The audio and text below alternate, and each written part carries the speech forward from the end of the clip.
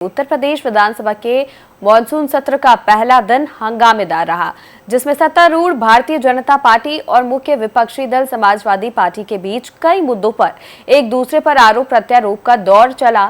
सपा विधायकों ने बाढ़, स्कूल विलय, भ्रष्टाचार, बिजली कटौती के साथ ही राज्य में कानून व्यवस्था की स्थिति जैसे मुद्दों पर विरोध प्रदर्शन किया। तो वहीं मुख्यमंत्री योगी आदित्यनाथ ने सपा पर लोकतंत्र के मुखौटे के पीछे छिपने का आरोप लगाया।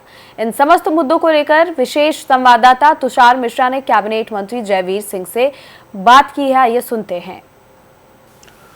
विधानसभा सत्र का आज दूसरा दिन है, जिसमें लगातार विपक्ष हमलावर रहा। हमारे साथ बात करने के लिए कद्दावर कैबिनेट मंत्री जयवीर सिंह जी हैं। सर, आज विधानसभा का दूसरा दिन था, जिसमें विपक्ष ने मुद्दा उठाया कि आप बात नहीं कर रहे हैं और 6 दिन का सत्र था ये, जिसको 4 दिन किया गया। 2 दिन की छुट्टी थी, एक सैटरडे जन्माष्टमी की छुट्टी थी और एक जो है संडे। विपक्ष कहता है मुद्दों से भाग रहेगा। देखिए, पहला तो ये है कि सदन चलता कार्य मंत्रणा समिति की सिफारिश है, जिसमें विपक्ष से सभी लोगों की भागीदारी होती है और सहमति के आधार पर ही निर्णय लेने का, सदन का समय तय करने का, कार्रवाई तय करने का, विचारी विषय तय करने का, उसमें चर्चा हो के बाद उसी के आधार पर आगे बढ़ाने का काम माननीय अध्यक्ष जी के मार्फत होता है।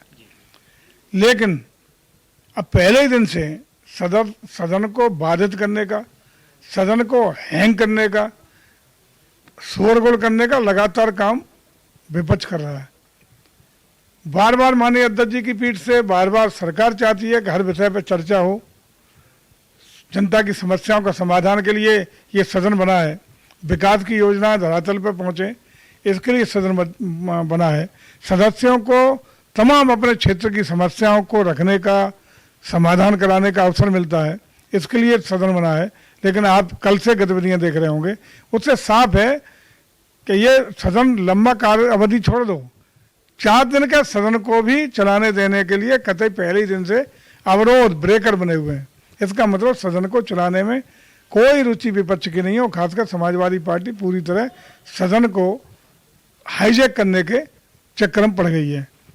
मैं समझता हूँ ये पूरा प्रदेश देख रहा है कि इस तरह की विपक्ष की भूमिका जनता भी पसंद नहीं करेगी और ये स्वस्थ लोकतंत्र के लिए भी स्वस्थ परंपरा नहीं है। सर, सदन में विपक्ष ने सवाल उठाया कि बलिया पेपर लीक के अलावा पत्रकारों की सुरक्षा पे भी चिंता जताई गई और उसके लिए समिति चयन का गठन करने की मांग करी गई। कैसे देखते हैं? देखिए, मैं समझता हूँ कि जिस प्रकार का लॉ एंड ऑर्डर आदरणीय योगी जी की सरकार में 2017 के बाद पूरे प्रदेश में, देश और दुनिया ने देखा है, जिसको सराहा है, और 17 से पहले का जो लोग आज सवाल उठा रहे थे, उन्हीं की सरकार में सब लोगों ने देखा, उदाहरण के द्वारा तमाम आज बताया भी गया कि पत्रकारों के सहित सभी प्रदेश के वासियों को किस तरह असुरक्षित महसूस अपने करते थे, किस तरह गुंडई का राज था, किस तरह अराजकता होती थी, किस तरह पे जमीनों पर कब्जे होते थे, पूरे प्रदेश और देश ने देखा है। इसलिए इन लोगों को तो कोई हक ही नहीं है इस पर लॉ एंड ऑर्डर बात करने का।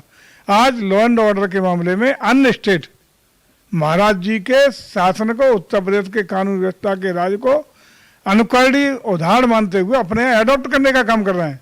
तो मैं समझता हूँ उत्तर प्रदेश में कानून का राज है और उसी का परिणाम है कि जिस प्रदेश में पहली आवश्यकता होती है, लॉ एंड ऑर्डर जब स्थापित हो जाता है, दंगा मुक्त उत्तर प्रदेश हो जाता है, तो अपने आप निवेश भी आता है, विकास की धाराएं बहती हैं और विकास तेजी की ओर बढ़ने का काम होता है। वही सारा काम उत्तर प्रदेश में तेज गति से हो रहा है। सरप्लस रेवेन्यू का स्टेट आज उत्तर प्रदेश है। देश और विदेश के तमाम निवेशक आज पहली पसंद उत्तर प्रदेश उनका बना हुआ है। आज उत्तर प्रदेश हर मामले में आदरणीय योगी जी के नेतृत्व में हिंदुस्तान का ग्रोथ इंजन बनने का काम कर रहा है। ये लोगों को समझना चाहिए और पूरी प्रदेश की जनता इसलिए बार बार भारतीय जनता पार्टी को समर्थन, सहयोग और आशीर्वाद देने का काम भी कर रही है। सर, सबसे अंतिम और महत्वपूर्ण प्रश्न है, सदन का सबसे ज्वलंत मुद्दा था फतेहपुर के मकबरे के ऊपर हिंदूवादी संगठनों द्वारा कब्जा किया जाना था, जिसमें 150 लोगों पे FIR हुई है। क्या कहना चाहेंगे? देखिए, निश्चित रूप से जो गुनाह, जो अपराध हुआ, उसकी FIR हुई, विवेचना होगी, जो भी दोषी होंगे विवेचना में तथ्यों साक्ष्यों के आधार पर विवेचना होती है। सरकार कोई उसमें हस्तक्षेप नहीं करेगी, जो दोषी होंगे उनको कठोर कार्रवाई करने का काम होगा।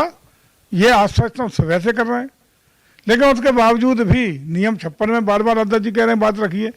नियम 56 में से आप चर्चा से भाग रहा है विपक्ष। अपनी बात रखने से ऊल जलूल प्रदर्शन तो कर रहे हैं, लेकिन जो सदन की एक नियम संगत तरीका है, व्यवस्था है, उसके तहत चर्चा करने को तैयार नहीं। नियम 56 में अध्यक्ष जी अंत तक आपने देखा होगा कि लगातार कहते रहे कि नियम 56 के अंतर्गत जो जो आपके प्रस्ताव आए हैं वो हमने पहली बार सारे प्रस्ताव को स्वीकृत करते हुए चर्चा की अनुमति दी है। क्यों चर्चा नहीं की है, क्यों चर्चा से भाग गए? इसका मतलब केवल ऊल जलूल आरोप सदन के बाहर लगाते हैं, लेकिन सदन में नियमों के अंतर्गत आकर के चर्चा करने की सहमति नहीं है। इसका मतलब विपक्ष के पास न कोई मुद्दे हैं, न कोई विषय है। सरकार उनके हर विषय को जवाब देने के लिए तैयार है और उस पर चर्चा करने तक विपक्ष भाग रहा है। बहुत बहुत शुक्रिया। जैसा कि जयवीर सिंह जी ने कहा कि सरकार लगातार विपक्ष से और मुद्दे से भाग रहा है, उनके पास चर्चा करने के लिए कोई भी विषय नहीं है। फतेहपुर के मकबरे कांड में जो भी FIR हुई हैं उन पे कार्यवाही जारी है और विपक्ष सदन के अंदर चर्चा नहीं करना चाहता है। कैमरामैन अभिषेक के साथ तुषार मिश्रा, रफ्तार मीडिया, लखनऊ।